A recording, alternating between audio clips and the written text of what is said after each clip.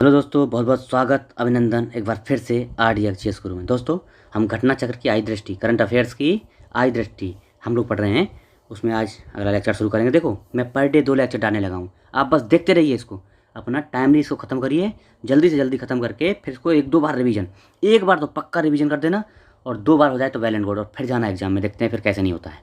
ठीक है, चलो। हम लोग ने कहाँ रोका था? फिनलैंड पे। कल हमारी क्लास खत्म हुई थी फिनलैंड नाटो का 31वां सदस्य, यहाँ रोके थे ना। चलो यहीं शुरू करते हैं। तो क्या है नाटो? समझो पहले क्या है नाटो। है नॉर्थ अटलांटिक ट्रीटी ऑर्गेनाइजेशन। ये एक राजनीतिक और सैन्य दोनों है, याद रखना, ये दोनों चीज़, राजनीतिक और सैन्य संगठन है, जिसमें यूरोप और उत्तरी अमेरिका के 31 देश, अब 31 हो गए हैं, इसको फिनलैंड को शामिल होती है, 31 देश शामिल हैं। 4 अप्रैल 1949 को इसकी स्थापना होती है। कहाँ? उत्तरी अटलांटिक संधि के तहत। ठीक है, इस पर नाटो की आधारशिला इसी टाइम पर रखी थी। अच्छा, इस संधि को क्या बोलते हैं? इसको ये उत्तरी अटलांटिक संधि या नॉर्थ अटलांटिक ट्रीटी को क्या बोलते हैं? वाशिंगटन संधि भी बोलते हैं। क्या बोलते हैं? वाशिंगटन संधि भी बोलते हैं। चलो ठीक है, इतना इतना याद रख लेना। बस ये पूछ लेगा नाटो का मुख्यालय कहाँ है, कहाँ स्थापित हुआ, कब, तो ये सब चीज़ पूछ लेगा। ठीक है, 4 अप्रैल 2000, 4 अप्रैल को स्थापना हुई इसकी 49 में। 4 अप्रैल को ही, इसके जन्मदिन पे ही, फिनलैंड को नाटो का 31वां सदस्य बना दिया गया है। ठीक है, ये है। इससे पूर्व उत्तरी, अब ये याद रखना, इससे पहले 2020 में उत्तरी मैसेडोनिया, है ना, 30वां सदस्य बना था। ठीक है, 2020 में। ब्रुसेल्स में इसका मुख्यालय है। कहाँ है? ब्रुसेल्स, बेल्जियम में इसका मुख्यालय। बस ये चीज़ें याद रखना, इसी से क्वेश्चन बन जाएगा। अब देखो, एक चीज़ और छोटा सा, बस नॉर्मल जानने के लिए, बोस्निया हर्जेगोविना, जॉर्जिया, स्वीडन और यूक्रेन, ये भी लाइन में लगे हुए हैं, ये भी मांग रहे हैं इसकी सदस्यता। क्या है ना, इसका एक वाक्य है, एक सदस्य पे हमला, पूरे सदस्य पे हमला, इसलिए सब लोग मांगते हैं, है ना, पूरा सदस्य उसका मुकाबला करेंगे, इसलिए नाटो सदस्य सब मांग रहे हैं। ठीक है, चलो। विश्व प्रसन्नता रिपोर्ट 2023, तो भैया वर्ल्ड हैप्पीनेस रिपोर्ट आ गई है 2023 वाली। तो क्या स्थिति है इसमें? जारी कौन करता है? संयुक्त राष्ट्र पोषणीय विकास समाधान नेटवर्क, यानी UNSDSN, है ना। मतलब क्या मतलब है इसका?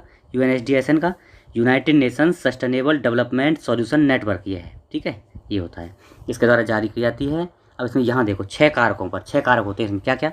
प्रति व्यक्ति सकल घरेलू उत्पाद, सामाजिक अवलंबन, स्वस्थ जीवन प्रत्याशा, जीवन में विकल्प चुनने की स्वतंत्रता, उदारता, और क्या है? भ्रष्टाचार बोध।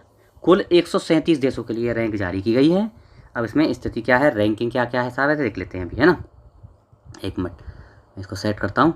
हाँ, तो रैंकिंग किसकी क्या है अभी देख लेते हैं। चलो देखो, लगातार 6वीं बार फिनलैंड, वही नाटो वाला फिनलैंड, 6वीं बार फिनलैंड सर्वाधिक प्रसन्न, ये बिल्कुल फिक्स है ना। फिनलैंड जो है टॉप पे है लगातार 6ठी बार। तो देखो अब रैंकिंग क्या है, फिनलैंड पहले पर, दूसरे पर देख लो डेनमार्क, और तीसरे पर आइसलैंड। वही रहते हैं ये ना, इनको जो है ना उधर वाले देश रहते हैं, है ना। कौन सा देश बोलते हैं इनको, बताओ आप कमेंट बॉक्स में। सबसे कम पसंद कौन है? अफगानिस्तान है भैया, उसके बाद लेबनान, टॉप पे फिनलैंड, फिर नीचे अफगानिस्तान। भारत का स्कोर क्या है? 126वां स्थान है भारत का। 126वां स्थान। 2022 में क्या था? 136। लंबी छलांग मारें, 10 की 10, हम 10 इंप्रूवमेंट किए। 2022 में हम 136 पे थे, अभी हैं 126 पे। ठीक है, लद्दाख एवं मयूरभंज टाइम पत्रिका के 50 महानतम स्थानों की सूची में 2023 की जो सूची है उसमें शामिल किए हैं। कौन? लद्दाख और मयूरभंज। 50 स्थल की सूची जारी की है किसने? विश्व के टॉप 50 स्थलों की सूची जारी की है टाइम पत्रिका ने। उसमें मयूरभंज उड़ीसा का एक जिला है। और किस लिए? ये विलक्षण बाग तथा प्राचीन मंदिरों के लिए है। विलक्षण बाग और इनकी प्राचीन मंदिरों के लिए जाना जाता है। किस लिए? बाग कैसे हैं? यहाँ पे यह सिमलीपाल पार्क है। कहाँ है? सिमलीपाल पार्क, बहुत बार पूछा है क्वेश्चन में, कहाँ है सिमलीपाल पार्क? उड़ीसा में है, मयूरभंज में। ठीक है, तो क्या काले बाग पाए जाते हैं, ये इंपॉर्टेंट फैक्ट हो गया। मयूरभंज में क्या पाए जाते हैं? काले बाग पाए जाते हैं। अब यहाँ से क्वेश्चन बन सकता है, ध्यान रखना, लाइट में आ गया है। ठीक है, अच्छा, मयूरभंज का छाऊ नृत्य यूनेस्को की अमूर्त सांस्कृतिक विरासत में भी शामिल है। कौन? छाऊ नृत्य, याद रखना। ये जो है ये इंटेंजिबल कल्चर हेरिटेज में शामिल है। इसका छाऊ नृत्य कहाँ का है? मयूरभंज का छाऊ नृत्य। ठीक, इंपॉर्टेंट है, बहुत इंपॉर्टेंट है। अच्छा, जो मैं इंपॉर्टेंट बोल रहा हूँ देख लेना। देखो 163 देशों का जो है इसमें सूची शामिल की गई है। तो देखो अब 21 की भांति देख लो, 2021 की भांति वर्ष 2022 में भी इस्लामिक स्टेट 410 आतंकवादी हमलों के साथ सबसे घातक, ये कौन सा आ गया? अच्छा यहाँ ठीक है, वो गलत हो गया। हाल ही में भारत का पहला अभ्यारण्य कहाँ बना है भैया? ये पहला, देखो ये दूसरा था, एक मिनट, थोड़ा सा मुझे लग रहा है छूट गया, कुछ नहीं छुटा है भाई। 43 ओके। थोड़ा सा मैक्सिमाइज ज़्यादा कर, जूम ज़्यादा कर रखा है ना, उसमें गड़बड़ जाती है। चलो ठीक है, देखो अभी क्या है, लद्दाख है, दूसरा लद्दाख है ना। लद्दाख में एक चीज़ और इम्पोर्टेंट है, देख लो। पहला डार्क स्काई अभ्यारण्य कहाँ पे बनाया गया है? लद्दाख में ही बनाया गया है।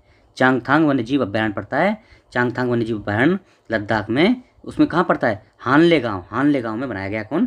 पहला डार्क स्काई अभ्यारण्य, ठीक है। इसलिए भी लद्दाख मशहूर है। लद्दाख और मयूरभंज को शामिल किया, याद रखना, बस इतना ही पूछेगा, ठीक है। अब देखते हैं वैश्विक आतंकवाद सूचकांक 2023 की रिपोर्ट कौन जारी करता है? Institute for Economics and Peace, IEP, ठीक है, ये जारी करता है। 163 देशों की सूची जारी की है। इसमें 2021 की बात थी। इस्लामिक स्टेट का जो है ये टॉप सबसे घातक आतंकी समूह इस्लामिक स्टेट है ना, कोई सब जानता है भाई इसको, तो यही है खतरनाक सबसे। अब देखो, गौरतलब है कि भूटान, चीन, कुवैत, ओमान, सिंगापुर समेत 71 देश जीरो स्कोर के साथ आतंकवाद अप्रभावित देश हैं भैया। चीन भी देख लो, है ना। उसके बाद आतंकवाद में सर्वाधिक प्रभावित कौन से देश हैं? अफगानिस्तान सबसे प्रभावित है, बुर्किना फासो दूसरे नंबर पर, सोमालिया तीसरे पे। भारत की स्थिति क्या है? ब्रिक्स देशों में भारत आता है ब्रिक्स में, तो भैया ब्राज़ील 85 है, भारत 13वें नंबर पे है। भारत की स्थिति प्रभावित देशों में, आतंकवाद प्रभावित देशों में 13 नंबर पे आती है, ठीक है। सबसे टॉप पे अफगानिस्तान। अगला देखते हैं GTI, वही ग्लोबल टेररिज्म इंडेक्स, है ना। तो 2023 में भारत का स्कोर कितना है? ये इतना स्कोर है 13वें स्थान, ठीक है। चलो ये तो कोई इतना इम्पोर्टेंट नहीं था, तो ये बताई दिया मैंने आपको। चलो, अंतर्राष्ट्रीय शस्त्र हस्तांतरण, सिपरी की रिपोर्ट। सिपरी क्या है? SIPRI Stockholm International Peace Research Institute, SIPRI. ये क्या है? ये क्या है? जो साल भर में हथियारों का आदान प्रदान, या मतलब उनका एक्सपोर्ट इम्पोर्ट जो होता है ना, उस पर रिपोर्ट जारी करता है सिपरी। तो क्या स्थिति है भैया, देख लेते हैं। अभी 2022 में 18 से 22 की अवधि के लिए इसने 5 बड़े हथियार निर्यातक देशों को बताया। कौन कौन से निर्यातक जो सबसे ज़्यादा एक्सपोर्ट करते हैं? USA सबसे ज़्यादा टॉप पे है, रूस दूसरे नंबर पे एक्सपोर्टर है, तीसरे पे फ्रांस, चीन और जर्मनी, ठीक है। एक्सपोर्टर में USA, रूस, फ्रांस, चीन, जर्मनी। इम्पोर्टर में कौन है? सबसे बड़े निर्यातक यानी इम्पोर्टर कौन से हैं? तो भैया सबसे बड़े निर्यातक हैं भैया हम, भारत। इसके 5 देख लो, सबसे बड़े निर्यातक हैं हम खरीदने वाले हैं भारत। उसके बाद सऊदी अरब दूसरे नंबर पे है, तीसरे पे कतर आ गया, कतर, चौथे पे ऑस्ट्रेलिया, पाँचवें चीन। याद रखना, चीन भी 5वें है भैया। तो देखो एक्सपोर्टर देख लो कौन है? USA, रूस, फ्रांस, चीन, जर्मनी। और इम्पोर्टर भारत, सऊदी अरब, कतर, ऑस्ट्रेलिया, चीन। ओके, भारत विश्व में शस्त्रों का सबसे बड़ा आयात हो ही गया। यद्यपि 2013 से 17 के मुकाबले भारत ने जो है ना, पहली रिपोर्ट आई थी 13-17 की, अब आई 18 से 22 की, तो उसमें हम लोगों ने 11% का जो क्या है इम्पोर्ट में कमी की है। लेकिन फिर भी हम जो है पहले नंबर पर बने हुए हैं इम्पोर्टर में, ठीक है। कमी हुई है लेकिन फिर भी इम्पोर्टर पे हैं। और सबसे ज़्यादा इम्पोर्ट कहाँ से करते हैं हम? रूस से। 45% जो हमारे हथियार है ना, पूरे हथियारों का जितने हथियार खरीदते हैं उसका 45% रूस से ही लेते हैं हम, ठीक है। तो हमको सबसे बड़ा सप्लायर है रूस, फ्रांस दूसरे और अमेरिका तीसरे स्थान पर है। हम जिससे हथियार लेते हैं तो दूसरे नंबर फ्रांस से लेते हैं, फिर अमेरिका से लेते हैं, ठीक है।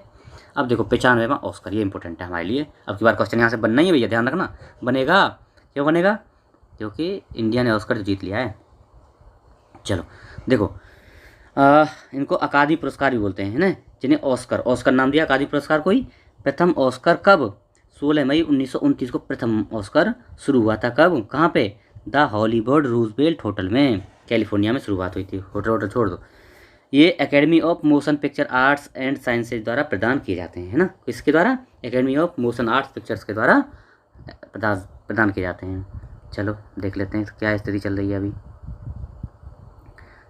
देखो भैया आ जाओ, हाँ अब स्मरणीय तथ्य, Dolby theatre Los Angeles California में 95 ऑस्कर, मतलब कैलिफोर्निया में ये दिए गए। अच्छा, सर्वाधिक 11 नामांकन किस मूवी को? ये देखना, Everything Everywhere All at Once, ये इंपॉर्टेंट है। Everything Everywhere All at Once, इस मूवी को 11 नामांकन थे। इसने 7 ऑस्कर जीते हैं भैया।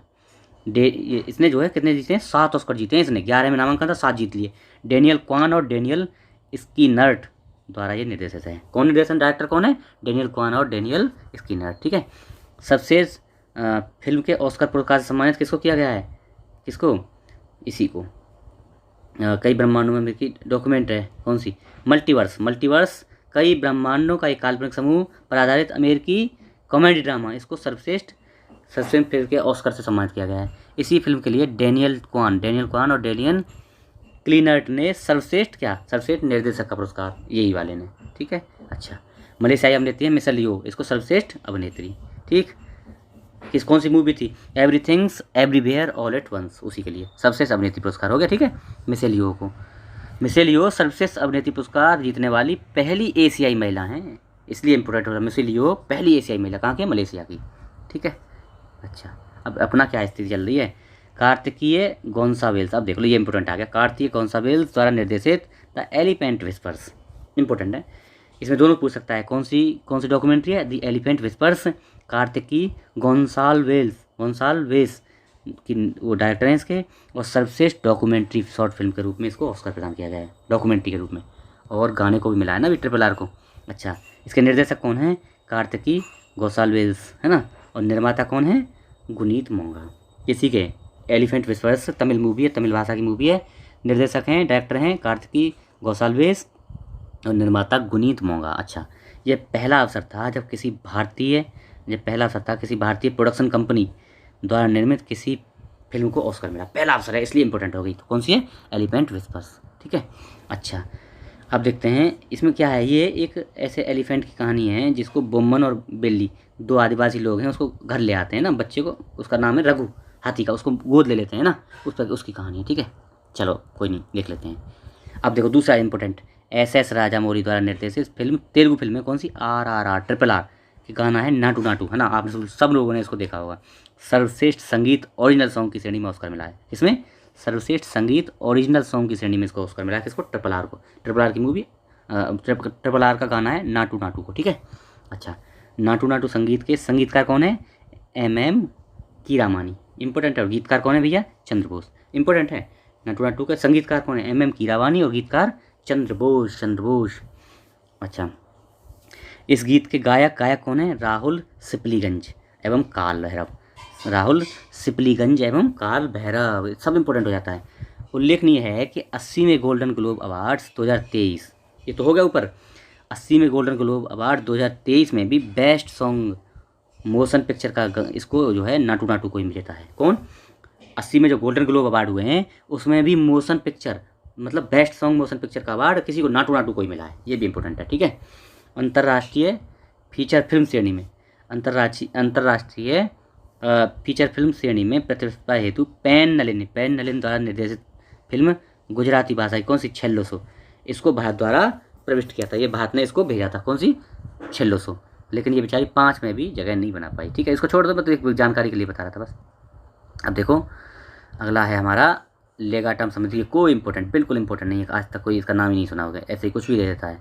इन सब चीज़ों को नहीं देखना है, जो चीज़ काम की उनको देखना है। ठीक है, आर्थिक स्वतंत्रता सूचकांक इंपॉर्टेंट है, इंपॉर्टेंट। इसमें क्या है? वाशिंगटन DC अमेरिका स्थित कौन सा थिंक टैंक है? कौन? दी हेरिटेज फाउंडेशन, इसके द्वारा जारी किया जाता है। अमेरिका का वाशिंगटन का है एक फाउंडेशन, हेरिटेज फाउंडेशन, उसके द्वारा जारी किया जाता है। 4 व्यापक इसके क्षेत्र हैं, क्या क्या हैं? 4 विधि नियम, है ना, विधि नियम यानी रूल ऑफ लॉ, दूसरा होगा सरकार का आकार, है ना, तीसरा होगा नियामक दक्षता, चौथा होगा खुले बाजार। इन 4 जो है पैरामीटर पर इसको जारी किया जाता है। ठीक है जी, अच्छा अब इसमें क्या क्या इंपॉर्टेंट है देख लेते हैं। 184 स्वायत्त देशों के लिए इसको जारी किया गया है। 4 देशों कौन? सिंगापुर, स्विट्जरलैंड, आयरलैंड, ताइवान को अत्यधिक उच्च स्कोर के साथ 80 से अधिक अंक प्राप्त हुए हैं, आर्थिक रूप से स्वतंत्र, मतलब इकोनॉमिकली फ्री इसको, इन 4 देशों को माना गया। कौन से? सिंगापुर, स्विट्जरलैंड, आयरलैंड और ताइवान को। अच्छा, टॉप श्रेणी में आए हैं। ठीक है, सूचकांक में सिंगापुर को विश्व की सबसे स्वतंत्र अर्थव्यवस्था, ये इंपॉर्टेंट है, वो इतना इंपॉर्टेंट नहीं था, ये इंपॉर्टेंट है। सबसे स्वतंत्र कौन है आर्थिक स्वतंत्रता सूचकांक में? सिंगापुर, 100 पे सिंगापुर। 2023 में भारत का स्कोर क्या है? ये स्कोर के साथ स्कोर छोड़ दो, रैंक देखो, 131 में भारत कौन सा? 131वां स्थान है। ठीक है जी, अगला देखते हैं भारत की स्थिति क्या? The agriculture innovation mission for climate में शामिल, कौन? द एग्रीकल्चर, भारत शामिल हो गया किसमें? The agriculture innovation mission for climate में इंडिया शामिल हुआ है। ठीक है, तो इसमें ये क्या है? The agriculture innovation mission for climate, क्या है ये? M4C बोलते हैं इसको, M4C। संयुक्त राज्य अमेरिका एवं संयुक्त अरब अमीरात की एक पहल थी। कब शुरू हुई थी ये? भाई देखो, USA UAE की एक पहल थी, ये इसकी शुरुआत हुई थी ग्लासगो में। कब? COP26 हुई थी ना 2021 में, COP26 हुई थी, उसमें इसकी शुरुआत की गई थी, है ना, इसकी M4C की। तो उसमें भारत शामिल हो गया है, याद रखना।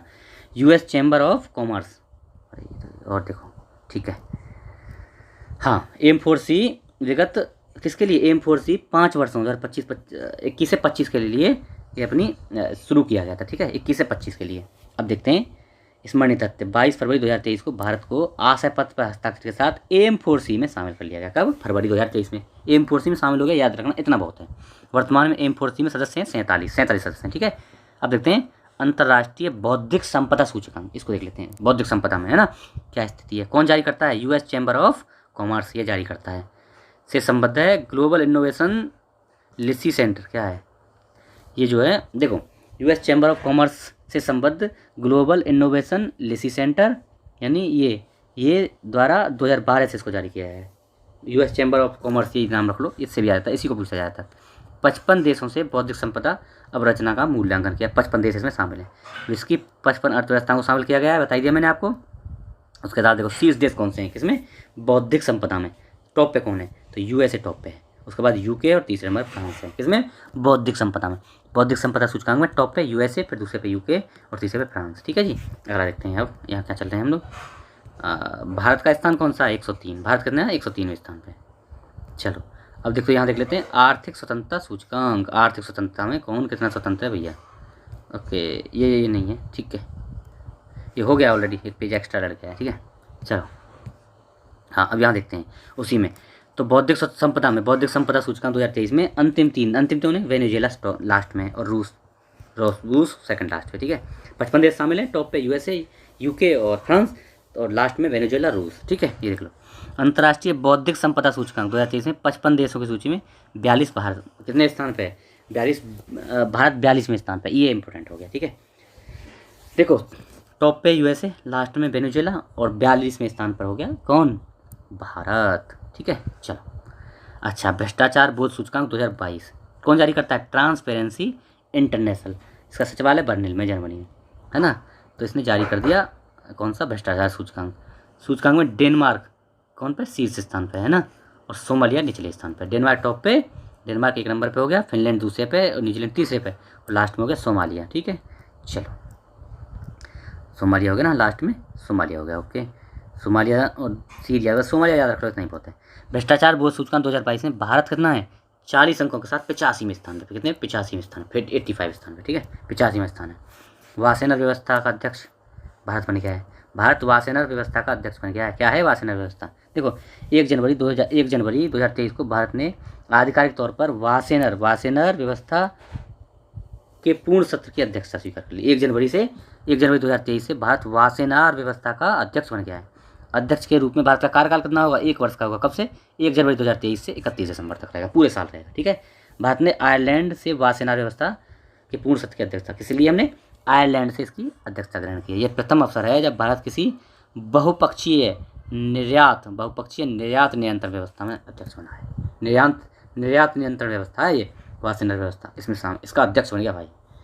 देखो ये इसमें दुनिया भर की चीज़ लिखी है, इतना हमें ज़रूरत नहीं है। अब देखते हैं हम, इंपॉर्टेंट चीज़ है मानव स्वतंत्रता सूचकांक 2022। क्या स्थिति है? मानव स्वतंत्रता सूचकांक यानी ह्यूमन फ्रीडम इंडेक्स HFI क्या व्यक्तिक और नागरिक आर्थिक स्वतंत्रता के आधार पर जारी किया जाता है। कौन सा? व्यक्तिक स्वतंत्रता, नागरिक स्वतंत्रता और आर्थिक स्वतंत्रता कितनी है किसी देश में, उसके हिसाब से रैंकिंग दी जाती है।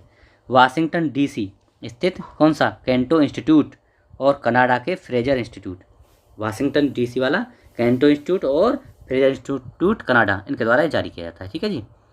चलो तो देख लेते हैं ह्यूमन फ्रीडम इंडेक्स में स्विट्जरलैंड टॉप पे है, न्यूजीलैंड दूसरे नंबर पे, ठीक है, न्यूजीलैंड दूसरा नंबर हो गया। अगला देखते हैं अच्छा, इसमें शीर्ष 10 दक्षिण एशियाई देशों में सिंगापुर टॉप पे, सिंगापुर रहेगा ही भैया। भारत की स्थिति क्या है? भारत 10वें स्थान पे, ठीक है। कौन से पे? 10वें स्थान पे। ईरान CSW से बाहर, क्या है ये? महिलाओं की स्थिति पर CSW मतलब commission on the status of women, इससे ईरान को बाहर कर दिया। नॉर्मल देख लो बस, है ना, कौन बाहर कर दिया इतना आ सकता है, बस इतना पूछेगा। वैश्विक अंतर सरकारी निकाय, क्या है ये? CSW स्थापना वर्ष का हुई 1946 में इसकी स्थापना हुई है, इतना इंपॉर्टेंट नहीं है। भारत भी CSW का सदस्य है, जिसका कार्यकाल कब तक? 2025 तक है भारत का कार्यकाल, ठीक है। अच्छा, ईरान का कार्यकाल 2026 तक था, लेकिन क्या हुआ है, ईरान में पिछले दिनों एक घटना हो गई है ना। क्या हुआ? भारत सहित 16 देशों को मतदान में भाग लिया, जिसमें देखो इसमें क्या है, अभी बताता हूँ घटना क्या हुई है। पिछले दिनों ईरान में एक महिला थी, क्या नाम था उसका, अभी बताता हूँ। देखो यहाँ नाम लिखा हुआ है, हाँ, ये थी ईरानी महिला महसा अमीनी ने बुर्का ना पहनने के लिए बोल दिया, मतलब मैं बुर्का नहीं पहनूंगी, उन्होंने ऐसा कर दिया। अब पुलिस ने इसको गिरफ्तार कर लिया और मारपीट की, इतना ज़बरदस्त टॉर्चर किया कि इसकी मृत्यु हो गई। वहाँ पे इसी बात को लेके मूवमेंट चला, महिलाओं ने बहुत मूवमेंट चलाया, उसी के लेके ईरान को जो है इससे बाहर कर दिया गया। ठीक है, तो इसमें फिर अब क्या हुआ, यूएन में इसके अगेंस्ट में, ईरान के अगेंस्ट में वोटिंग हुई, उसमें जो है जितने सदस्य देश हैं उन्होंने इसके अगेंस्ट में ज़्यादातर ने वोटिंग की और इसको बाहर कर दिया इससे। ठीक है, तो ये है कहानी। चलो, ज़्यादा चीज़ें नहीं देखना है, बस में ज़रूरत की चीज़ें देखते हुए रहना है, नहीं तो बहुत बड़ी मैगजीन है भैया, ये ख़त्म नहीं होगी, इसको ख़त्म करना है, फिर रिवीजन भी तो करना है। चलो, विश्व प्रतिभा रैंकिंग 2022, प्रतिभा रैंकिंग है ना। तो देखो, वर्ल्ड टैलेंट रैंकिंग, इसमें इंस्टीट्यूट फॉर मैनेजमेंट डेवलपमेंट द्वारा जारी किया जाता है, बहुत ज़रूरी नहीं है। 63 अर्थव्यवस्थाओं को शामिल किया गया है। स्विट्जरलैंड टॉप पे प्रतिभा में ना, स्वीडन दूसरे पर, आइसलैंड तीसरे, यही रहते हैं भैया टॉप पे। 63 देशों की सूची में 52वां स्थान किसने, भारत ने 52वां स्थान। ठीक है, इतना है बस, इतना देखो और बढ़ते रहो आगे। अच्छा, time person of the year, अब ये इंपॉर्टेंट है, थोड़ा सा देख लेना है ना, इसमें इंपॉर्टेंट है, क्या इंपॉर्टेंट है वो मैं बताता हूँ अभी। देखो, time person of the year 2023 में अमेरिका की प्रतिष्ठित अंतर्राष्ट्रीय पत्रिका है, ये कौन सी, टाइम पत्रिका, उसके द्वारा time person of the year कौन बनाया गया भैया, ये हैं यूक्रेन के प्रधानमंत्री राष्ट्रपति व्लादिमीर वोलोडिमिर जेलेंस्की को बनाया गया time person of the year, है ना। ठीक है, और स्पिरिट ऑफ द यूक्रेन, ठीक है, यूक्रेन की भावना और जेलेंस्की को, दोनों को ही बनाया गया time person of the year. ठीक है, पोलैंड के, अच्छा देखो इसमें और क्या क्या हुआ है, पोलैंड के जीवाश्म वैज्ञानिकों ने एक समूह है जिन्होंने 150 मिलियन वर्ष पुराने, क्या ये था, फेदर स्टार, इस जीवाश्म का नाम बदल के जेलेंस्की के नाम पर रखने का घोषणा करती है। इंपॉर्टेंट है, बहुत इंपॉर्टेंट है।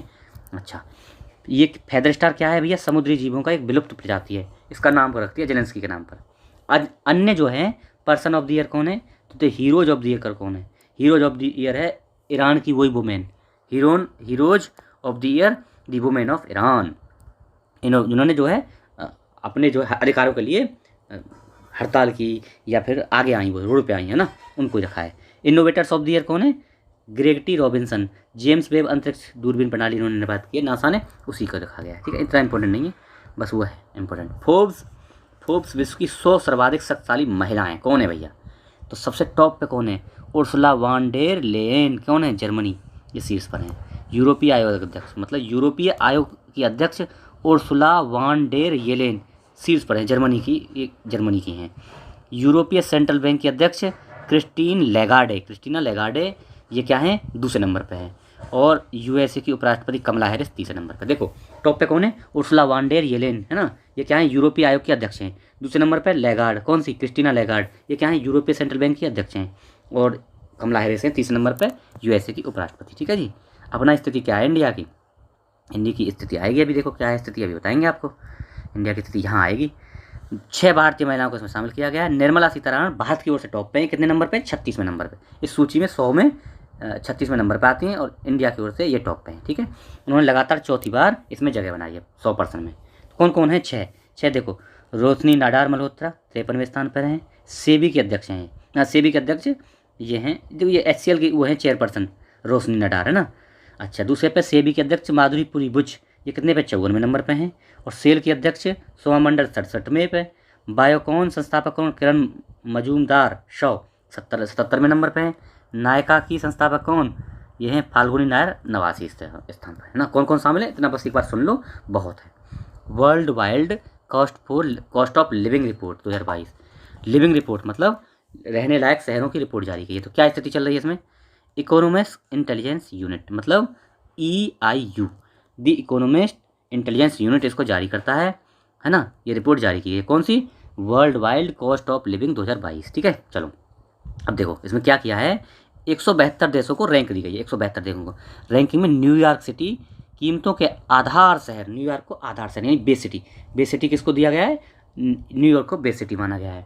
अच्छा, उसी में सिंगापुर और न्यूयॉर्क विश्व में सबसे महंगे शहर, रैंक 1 पर सबसे महंगे शहर में कौन है, न्यूयॉर्क और सिंगापुर, दोनों संयुक्त रूप से हैं, याद रखना, दोनों हैं, न्यूयॉर्क और सिंगापुर। ठीक है जी।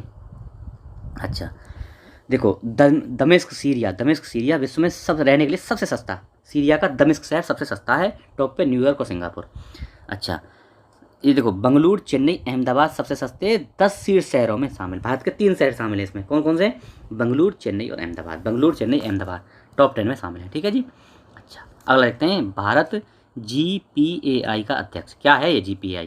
Global partnership on artificial intelligence. AI का बहुत टाइम चल रहा है अभी, है ना, तो इसी का अध्यक्ष है इस बार भारत, है ना। जाकि ज़्यादा ज़रूरत देखने के लिए भारत ने ये अध्यक्षता किससे ली है?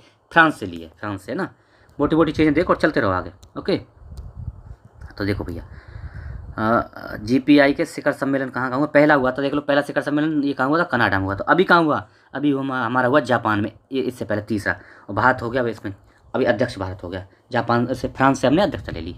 देखो, जलवायु परिवर्तन प्रदर्शन सूचकांक 2023, ये देखेंगे, ठीक है। GPAI में उतना ही है और ज़्यादा कुछ नहीं है।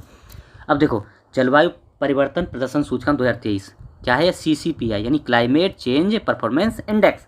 इसमें क्या स्थिति है? 59 देश और यूरोपीय संघ को इसमें शामिल किया गया है। किसको? 59 देश और EU को, ठीक है। अब 14 संकेतक हैं, छोड़ दो, उसमें कोई ज़्यादा नहीं। 4 श्रेणियाँ हैं इसमें। क्या क्या हैं? इन 4 श्रेणियाँ का एक बार देख लो, क्या क्या है 4 श्रेणियाँ। ग्रीन हाउस गैस उत्सर्जन है कितना है, नवीकरणीय ऊर्जा उपभोग, ऊर्जा का यूज कितना करते हैं, और जलवायु नीति, ठीक है। ग्रीन हाउस गैस उत्सर्जन, नवीकरणीय ऊर्जा उपभोग, जलवायु नीति कैसी है किसी देश की, उसके हिसाब से इनको रैंकिंग दी जाती है इन 4 इंडिकेटर पे, ठीक है। ये COP27 के दौरान कहाँ? German watch climate action network, CAN बोलते हैं इसको, क्लाइमेट एक्शन नेटवर्क तथा न्यू क्लाइमेट इंस्टीट्यूट के द्वारा ये जारी किया गया है ना, COP27 के दौरान, ठीक है। ये जारी किया गया किसने? देखो, अब जर्मन वाच और ये है क्लाइमेट एक्शन नेटवर्क और न्यू क्लाइमेट इंस्टीट्यूट, इनके द्वारा जारी किया गया है। 18वां संस्करण। शीर्ष 3 स्थानों में कोई भी देश अपनी जगह नहीं बना पाया है ना, क्योंकि जो इसका पैरीमीटर रखे वहाँ तक कोई पहुँच ही नहीं पा रहा है। तो शीर्ष 3 में कोई नहीं, लेकिन डेनमार्क सर्वोच्च रैंक वाले रूप में समग्र रूप से 4थे स्थान पर। डेनमार्क अब इसके हिसाब से रैंकिंग के हिसाब से टॉप पे है, लेकिन अगर रैंक में देखें तो 4था स्थान है, 4था स्थान ही टॉप है ना इसमें, तो ठीक है। ईरान जो है इस सूचकांक में अंतिम स्थान 63वें स्थान पे, 63 देश सामने है ना, तो ईरान लास्ट में होगा, डेनमार्क टॉप पे होगा। भारत की स्थिति क्या है भैया? देख लेते हैं भारत की स्थिति। देखो, 4थे स्थान पर डेनमार्क, 5वें स्वीडन, 6ठे पे चिली है छठी, चिली सोच लो, चिली सोचोगे नहीं आप। ब्रिक्स देशों की स्थिति क्या है? 8वें स्थान पे भारत टॉप पे चल रहा है इसमें, 8वें पे। चीन 51 पे, देख रहे हैं, चीन बहुत नीचे है हमसे। रूस 63 में हो गया। अब देखो, इस सूचकांक में भारत को 8वां स्थान है ना, 8वां स्थान दिया गया है भारत को। 2022 में कितना था हमारा? 10 था। 21 में कितना था? 10वां। 21 और 22 में लगातार हम 10वें पे रुके हुए थे, लेकिन अभी 2 की हमने इंप्रूवमेंट किया, 2 स्थान का, और अब हम 8वें स्थान पर आ गए, याद रखना, है ना। क्लाइमेट के जो लड़ने के लिए हम काम कर रहे हैं उसमें 8वें स्थान पर, ठीक है। वैश्विक प्रतिभा स्पर्धा सूचकांक, मतलब ये क्या है? वैश्विक प्रतिस्पर्धा यानी प्रतिभाओं की स्पर्धा, है ना, उसमें उसका सूचकांक 2022 जारी किया है। किसने? इनसीड बिजनेस स्कूल ने जारी किया है, और पोर्टुलांस इंस्टीट्यूट तथा ह्यूमन कैपिटल इंस्टीट्यूट के सहयोग से इसने इनसीड बिजनेस जारी किया है। इन दोनों का सहयोग लिया। किसका? पोर्टुलांस इंस्टीट्यूट। इनका ज़्यादा देखने की जरूरत नहीं, बस 133 देश शामिल है इसमें। और भैया स्थिति क्या है इसमें देख लेते हैं स्थिति क्या है। इसमें जो है प्रथम 5 स्थानों पर क्रम से स्विट्जरलैंड, सिंगापुर, डेनमार्क, संयुक्त राज्य अमेरिका, स्वीडन है। टॉप पे कौन है इसमें है ग्लोबल सिटी टैलेंट। ये देखो क्या है, ये 175 देशों शामिल किया गया है, ये दूसरी चीज़ है। चलो, तो इसमें कौन सा हो गया टॉप? प्रथम स्थान पर हो गया स्विट्जरलैंड और दूसरे पे सिंगापुर। 133 में लास्ट पे हो गया। भारत की स्थिति क्या है? 101, है ना, निम्न मध्यम आय वालों में, ठीक है। अब देखो, ये देख लेते हैं अभी वैश्विक रिश्वत जोखिम सूचकांक, है ना, देख लें क्या इसको? हाँ, देख लेते हैं, चलो स्कोर खत्म कर लेंगे, टाइम है अभी। तो वैश्विक रिश्वत जोखिम सूचकांक है ना, 2022 जारी कर दिया गया है। तो भैया इसमें क्या इंपॉर्टेंट है देख लेते हैं। इसमें इस सूचकांक को रिश्वत रोधी रिश्वत रोधी मानक निर्धारण संगठन ट्रेस, याद रखना, कौन? ट्रेस जारी करता है।